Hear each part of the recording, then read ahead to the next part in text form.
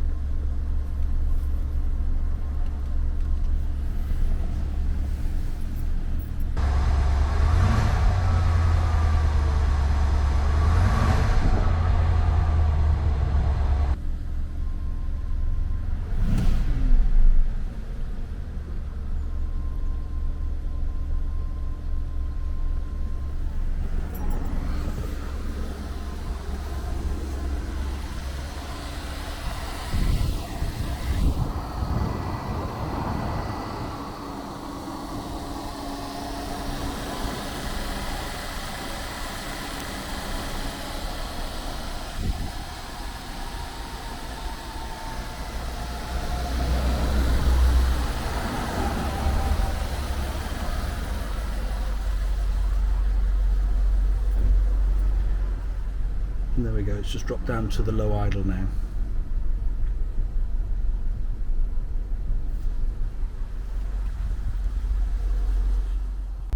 Hello and welcome to this on the road video of the 2006 Bentley Arnage R Mulliner. We're out on country roads today, probably quite Bentley country out here, isn't it? You know, nice stretches of open road to really enjoy it. So we should get to go through a few gears and see how the car goes. So just quickly down to the dashboard there, as we can see, we're up to temperature on the coolant. We've got good oil pressure, half a tank of fuel. Yeah, everything seems to be going along nicely here. And then just pointing to the right, as we can see, all the gauges work as they should, and there's no warning lights at all on the dashboard. We're just coming down the centre here. I'll get you to speak about the stereo. So it originally had an Alpine stereo. Yes. However, it didn't have all, you know, the sort of mod cons of Bluetooth, hands-free calling and all that. So yeah. So you've upgraded it to a new system. Yes. So it's Bluetooth, hands-free car, connected to my phone automatically. It's DAB radio. So yeah. you've got all the latest channels. It's just makes the car an everyday usable car. That's it, yeah. So just brings it into the modern age, yeah. Really, isn't it? And that was all done by Balmoral, was it? Yep. Yeah, all done by Balmoral as well. So by the specialists. And I do actually quite like how it lights up in same colours as the car does as well. Obviously, we've got full climate control. That all works as it should, I'm guessing. Yep. Brilliant. And then I've had a play about with some of the seat functions and that, and they all work as they should. It's really nice when a car actually does that, isn't it? but yeah, you put your foot down a little bit by there. It picked up. It went. It sounds good. I'm not hearing any noises at all from this car to say there's any issues, and that includes the suspension. I've been watching the steering as well, and I haven't seen any shakes or wobbles or anything like that. You know that it did have when I bought it, but yeah, but now you've got all that. Yeah, you've got all that sorted out. Yeah, and the gear changes are crisp. Obviously, automatic gearbox in this. Yeah, crisp change. And I'm guessing that engine up front does give a good bit of grunt to push you along as well. Yeah, you haven't got to touch them. I tend not to accelerate a lot. I've had fun in the past with other cars, exactly the same car.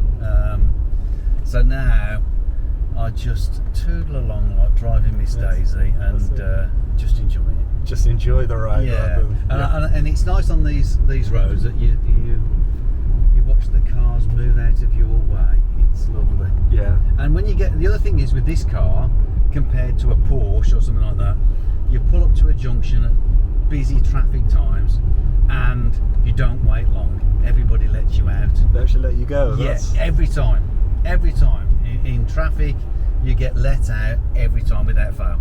Yeah, so it's not like it's got like a horrible stigma or anything to it. No. It's almost like people are friendly to you. Yes. People like to see the car. Yeah, that's it. Well, that's it. It is a beautiful car. But I do almost feel as though we should have had your contractor driving, and we should have been in the back seat with the the chilled champagne. Yes. And also with that, I've had all the tables out as part of the shoot, and that all works great. And I've noticed the fridge works as well, which is awesome. Good. But yeah, that kind of covers everything about this car, really. Obviously, through the wheels, you can see the brakes. They're big brakes on this car. Yep. They look like they're in absolutely great condition. How does that sort of come through on the road? Yeah, fine. Yep, Brakes, super. Great. Stops. It goes and stops. Yeah, and that's it. I mean, it's for its age, it's very good. Awesome. That is brilliant. That's good to hear. So yeah, so when we're sort of heading out the village here, we'll get a nice little acceleration in, I think, and we'll sort of finish the video after that. Okay. So it'll get a couple of gear changes hopefully, and